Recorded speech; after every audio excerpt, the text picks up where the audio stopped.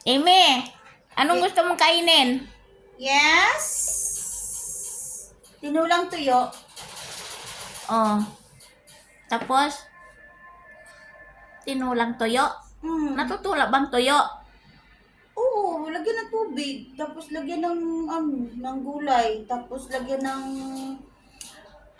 yung tanlad na inano ko doon sa Yung ninakaw mo? Inako ko doon sa kapitbahay. Di ba tinanim natin yon? Buhay na yun eh. Oh. Kaya okay yun kasi minsan lang tayo makakain ng tuyo eh. Kaya Okay. tutulahin mo na. Saan lupalok ka ba ng mundo nagtutula ng toyo?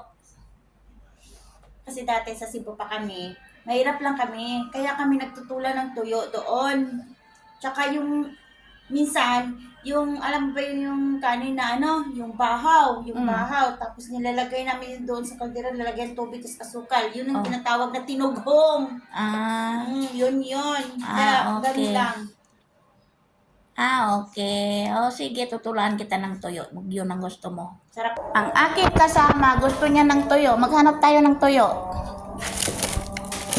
Oh, yan. Gusto niyang tinulang toyo. Mayroon pa tayong toyo. Tutulain natin yan. Oh, yan. Magtinulang toyo tayo.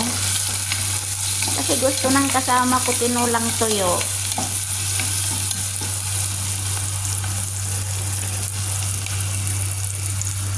Bigyan natin ng tubig para mahulog yung toyo.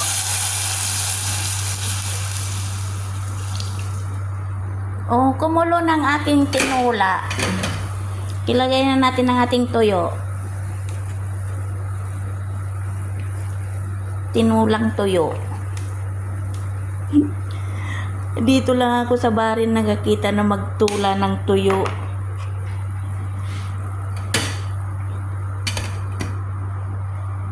Oh, tapos yan nilagay natin ang ating gulay.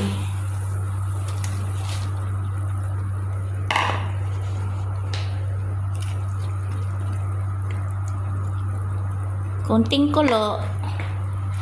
Luto na ang ating tinulang tuyo. Lagyan natin ng asin para masarap.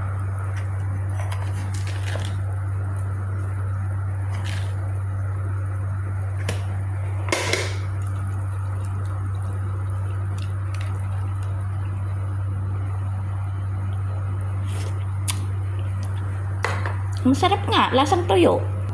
Oh, yan ang ating tinulang tuyo. Parang mukhang masarap.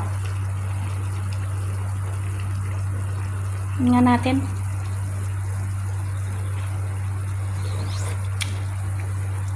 Masarap pa, lasang tuyo. Oh, yan. Nakita nyo ng aking tinulang tuyo. Magtula din kayo ng tuyo Masarap siya. Hanggang dito na lang. Bye.